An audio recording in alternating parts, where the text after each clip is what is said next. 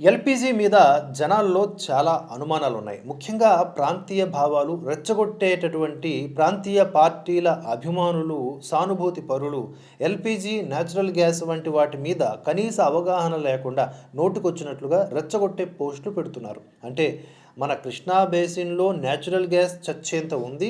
ఆ గ్యాస్ అంతా ఏమైపోతోంది? ఆ గ్యాస్ దేశమంతా కొరత లేకుండా ఇవ్వవచ్చు కదా అని. అలా చేయకుండా అంబానీ, మోదీ కలిసి ఇదంతా గుజరాత్‌కి పట్టుకు వెళ్ళిపోతున్నారు అని తెలిసి తెలియక పోస్టులు పెడుతున్నారు. ఈ అనుమానాలు నివృత్తి చేయడానికి మనం ఇప్పుడు ప్రయత్నిద్దాం. అసలు ఇక్కడ 4 రకాల గ్యాసులుంటాయి. ఎల్‌పీజీ ఇది మన ఇళ్లల్లో, హోటల్స్‌లో రోజువారీ ఉపయోగించుకునేది. ఇది సిలిండర్‌లో ద్రవ రూపంలో ఉంటుంది. మనం ఉపయోగించే సమయానికి గ్యాస్‌గా మారి మండుతుంది.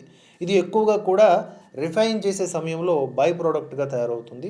అతి కొద్ది మొత్తం నేచురల్ గ్యాస్ నుండి విడగొట్టి కూడా తయారు చేయబడుతుంది. ఇక రెండవది సీఎన్‌జీ. దీన్నే కంప్రెస్డ్ నేచురల్ గ్యాస్ అంటారు. ఇది నేరుగా భూమిలో నుండి వచ్చాక కంప్రెస్ చేస్తే వస్తుంది. ఇదే నేచురల్ గ్యాస్ మనకి కేజీ బేసిన్‌లో దొరికేది.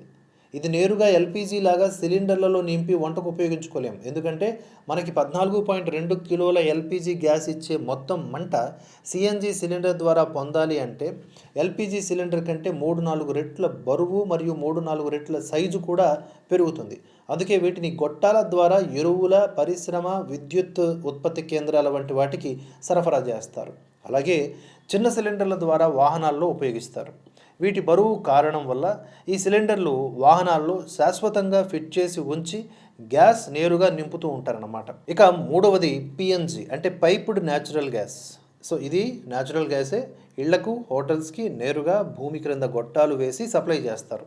గేటెడ్ కమ్యూనిటీలు వంటి కొన్ని చోట్ల ఎల్‌పీజీ బదులు గొట్టాల ద్వారా ఇది సప్లై చేస్తారు. ఇక ఫోర్త్ వన్ వచ్చేసి ఎల్ఎన్జి అంటే లిక్విఫైడ్ న్యాచురల్ గ్యాస్. అంటే భూమిలో దొరికేటటువంటి ఈ న్యాచురల్ గ్యాస్ ఏదైతే ఉందో దాన్ని రవాణా చేయాలంటే చాలా ఎక్కువ స్థలం కావాలి. అందుకని గల్ఫ్లో కానీ, కేజీ బేసిన్లో కానీ దొరికేటటువంటి న్యాచురల్ గ్యాస్ని ముందుగా 162 డిగ్రీల వద్ద చల్లబరిస్తే ద్రవ రూపంలోకి మారి గ్యాస్ ఆక్రమించేటటువంటి స్థలం కంటే 600 రెట్లు చిన్న స్థలం ఆక్రమిస్తుంది. దీనివల్ల ఎక్కువ న్యాచురల్ గ్యాస్ ఒకేసారి రవాణా చేయవచ్చు. ఇలా వచ్చినటువంటి ఎల్ఎన్జి మళ్ళీ వేడి చేసి గ్యాస్గా మారి కంప్రెస్ చేస్తే మనం వాహనాల్లో ఉపయోగించగలిగేటటువంటి సిఎన్జి రెడీ అవుతుంది. గల్ఫ్ నుండి షిప్స్లలో ఎల్ఎన్జి రవాణా చేయడం ఎల్‌పీజీ రవాణా చేయడం కంటే చాలా ఖర్చుతో కూడుకున్నది. ఎందుకంటే ఎల్ఎన్జి ట్యాంకర్స్ క్రయోజనిక్ టెక్నాలజీతో డబుల్ వాల్స్తో -162 డిగ్రీలు చల్లదనం నిలిపే విధంగా తయారు చేస్తారు. అందుకని ఆ ట్యాంకర్స్ రవాణా ఛార్జీలు ఎల్‌పీజీ ట్యాంకర్ల కంటే చాలా ఎక్కువగా ఉంటాయి.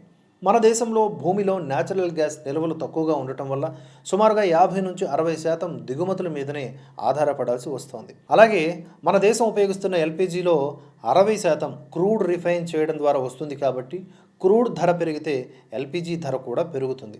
ఇక భూమిలో దొరికే న్యాచురల్ గ్యాస్ కావచ్చు, రకరకాల ఖనిజాలు కావచ్చు, అవి ఏ ప్రాంతంలో దొరికినా దేశ ప్రజలందరికీ వాటిపై హక్కు ఉంటుంది. అందుకే బీహార్, ఛత్తీస్గఢ్, జార్ఖండ్, యూపీ, ఎంపీ వంటి రాష్ట్రాల్లో భారీగా లభించేటటువంటి బొగ్గు విద్యుత్ ఉత్పత్తికి, పరిశ్రమల కోసం దేశంలో అన్ని రాష్ట్రాలకు సరఫరా అవుతుంది.